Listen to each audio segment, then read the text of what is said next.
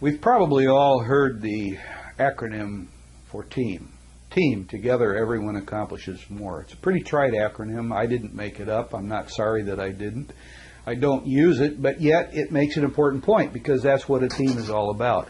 Bring people together so that everyone, every individual can accomplish more together than they ever could as individuals working on their own.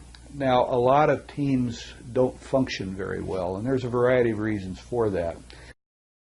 There's some interesting team dynamic studies that have suggested that a team that has a strong devil's advocate is more creative and more productive than a team of like-minded individuals.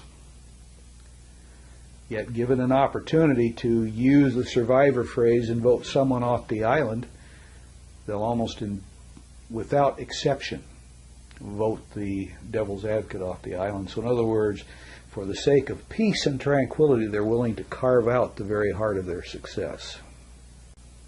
And that's a problem because, you see, the strongest teams are made up of individuals with different perspectives. Again, I use my talent assessment tool to assess the diversity necessary to make a successful team. Knowledge is important, don't get me wrong. Knowledge is important. Experience is important. But do you have the right talent mix? I think, for example, of some teams that I have assessed in the past. I've done a lot of work in nursing homes.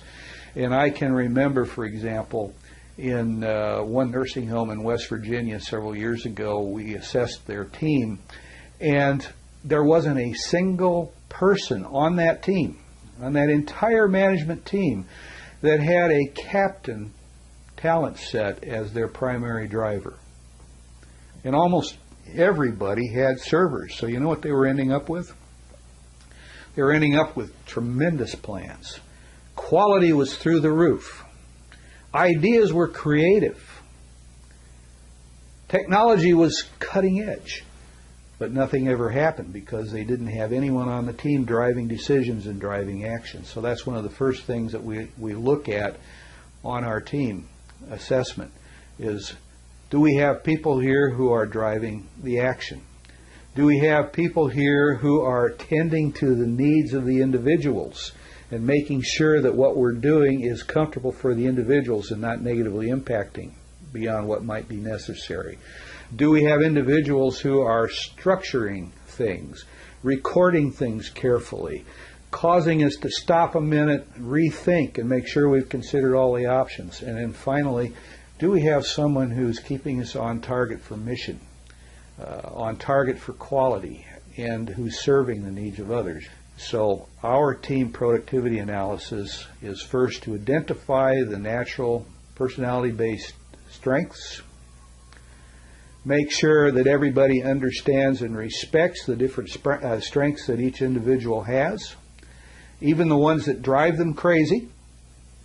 And I get a big kick out of this because I usually talk about, think about people who are different from you, think about the one person who drives you crazy, and I usually say, and for some of you, you're married to them, there's always a giggle that goes through the audience when I say that, because